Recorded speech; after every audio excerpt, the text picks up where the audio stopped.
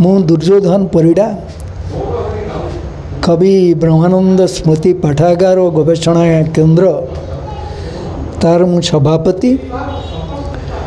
आज पुस्तक उन्मोचन कौन मुख्य विशेषत्व रही पुस्तक? ब्रह्मानंद दास आज चली हलाणी प्राय 2 दशंधि। आमर अनुभव ब्रह्मानंद दासंक सृजन जेतिकी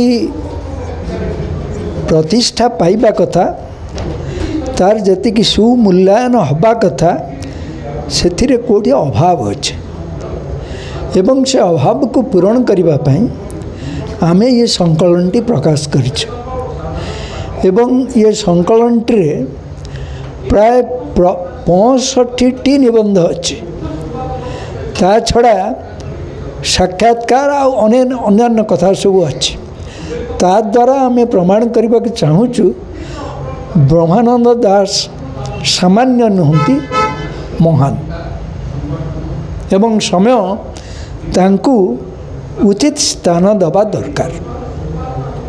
यह पाठक पाठिका प्रति कौन शिक्षणीय रहेगा?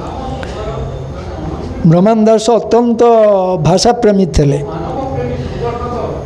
ओडिया भाषा को से एते भल पाउथले तार से खाली ओडिया साहित्यर कवि बा अध्यापक नथिले। ओडिशा आंदोलन जो होता सीमा आंदोलन से भाग नहीं कि अग्रभाग थिले।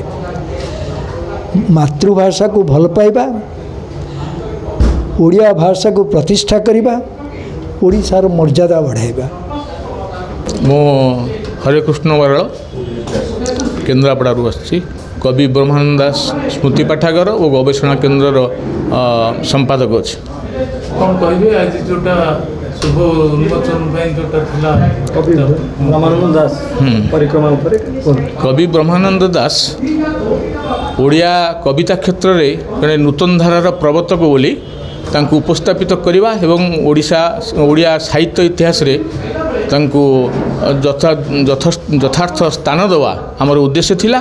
से संपर्क रे ये संकलन प्रकाश पाई एवं से संपर्क रे आमर ओडिया साहित्य निश्चित भाव में तांकु भविष्य रे जड़े ओडिया कविता क्षेत्र जड़े नूतन धारार प्रवर्तक बोली ग्रहण करिवो ए आशा आम आशा पोषण करिछु।